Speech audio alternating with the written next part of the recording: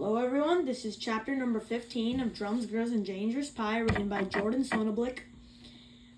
We read by Book a Week. We read books, so you should probably subscribe if you like reading books. Close shaves in an unfair world.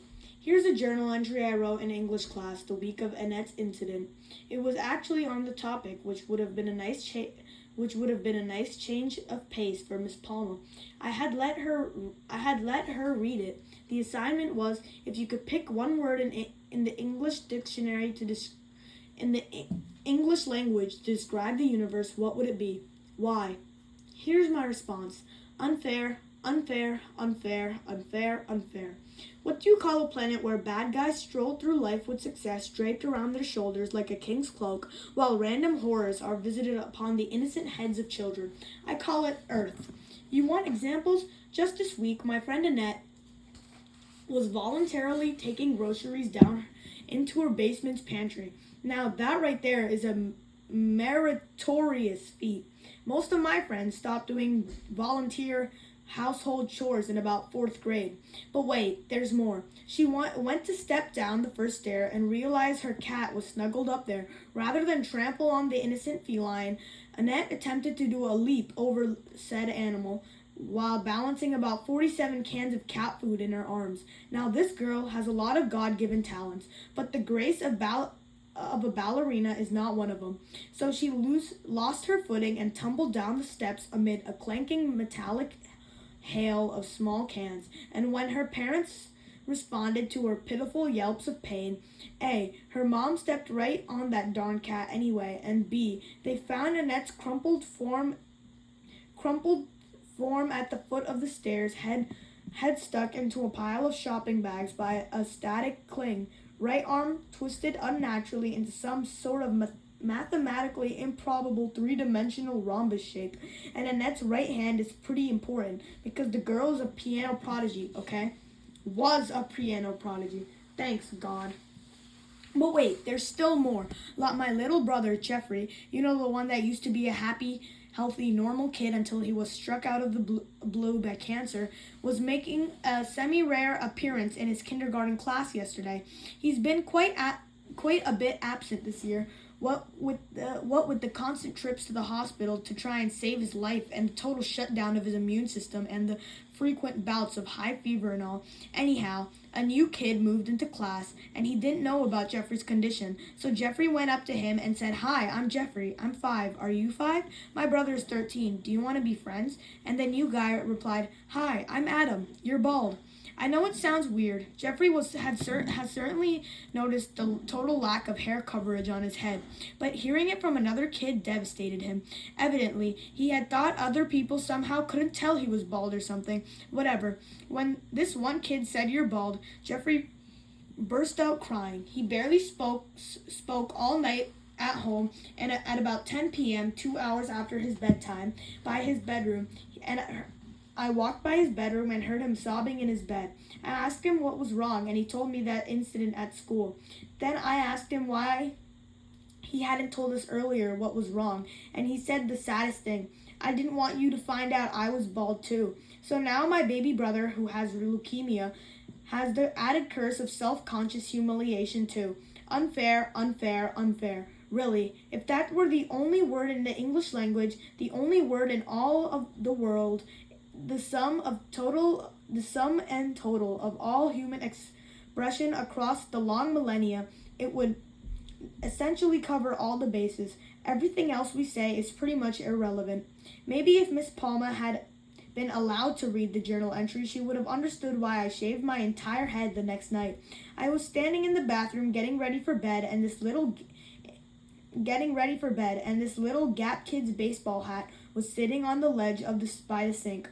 I was thinking about how Jeffrey had worn the hat everywhere he went that day, and I was wondering whether he'd keep it on his head every minute for months, just because of one innocent comment one innocent comment some kid had made. And I was thinking, who cares whether the little rugrat meant to hurt Jeffrey? He did, and now there's no way to take it back. But then I heard Mrs. Galley's voice saying, instead of agonizing about the things you can't change, why don't you try working on the things you can change? And I realized that no, I couldn't grow Jeffrey's hair back overnight like he was some kind of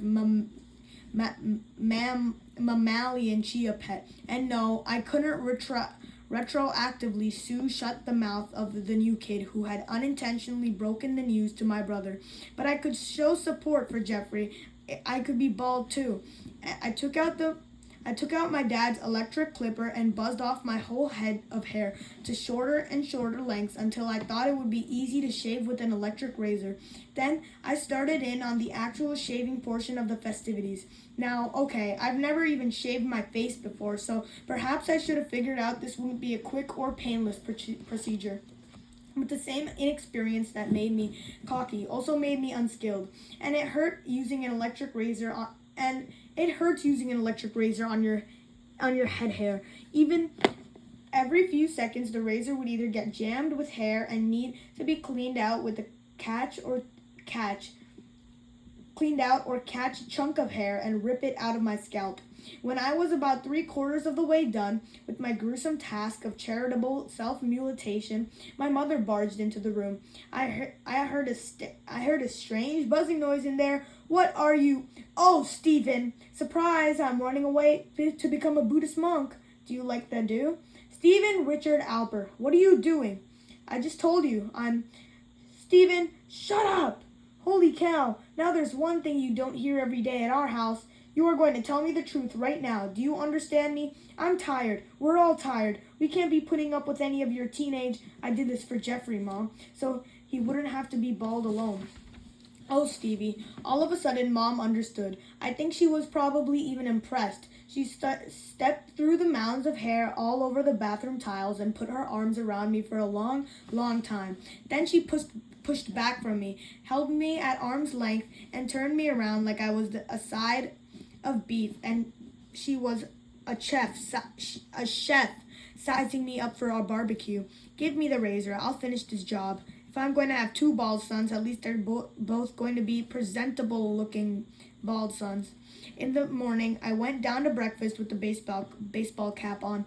My whole family was already down there, which was not the norm. But my mom had rushed everyone down so I could make a grand entrance, and I had dragged my feet for the same reason. I poured myself a bowl of delightfully sugar-encrusted cereal and sat down at the table. I could tell from the look on my dad's face that he knew the deal and was dying to see my newly cleared scalp. Jeffrey had no clue, of course, and didn't even look up from his toaster, pastry, and juice.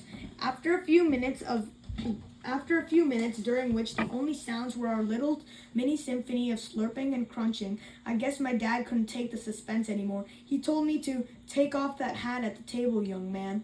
So just as Jeffrey looked up, there's nothing he enjoys more than watching me get a good lecture. I whipped off the cap. I wish you could have seen his face. It went from puzzlement to alarm to puzzlement and finally to a shy little grin. What do you think, Jeff? I did it last night after you were in bed. You look so handsome this way. I thought I could get the Jeffrey look too. Do you think maybe now all the babes will love me the way they love you? Jeffrey's smile got larger and larger until it was as big as Christmas. He jumped up and hugged me. Then he pushed away, looked at me appraisingly for a long time.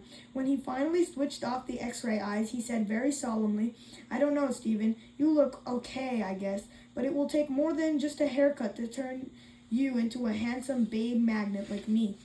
Honestly, where does this child get this stuff? At school, my plan was to do the hat trick again, until some teacher made me take the cap off. That would have been a swell strategy, too, if it hadn't been the windiest day of the whole year. As I was standing at the bus stop with Renee, a massive gust whipped that sucker right off my head and down the sidewalk. I'm sure I have looked more suave at the other moments than I did right then, running up the street in a crouch, trying to jump on the flying headgear while carrying all my books, my pate shining in the glare of the strong morning sun. I finally got the hat pinned under my foot and looked up in momentary triumph. Just as the bus pulled up, well, at least I finally stole the show from Renee Albert for a minute. I was the talk of the bus. Annette wasn't on board. It turned out she was late because of an orthopedist appointment, so I sat next to Renee. She looked at me in an odd kind of silence, usually only seen on 3-year-olds who are meeting Barney for the first time. Then she shook her head as if to clear it, and spoke. Wow, you must really love your brother. Nah, I just really hate my hair. Okay, once in a rare while, I do come up with a decent line under pressure. When I got to school, word raced around the building, and I was like a king of the island for a day. A couple of my friends thought it was nuts, but everyone else, especially girls and female teachers, thought I was so sweet. I was pretty pleased with the outcome overall. Although I didn't have a complaint, the top of my head was freezing. Okay, guys, so that is it for Chapter 15 of Drums, Girls, and Dangerous Pie, written by Jordan Sonnenblick. I'll be back later to read Chapter 16, The Quadruple Uh-Oh.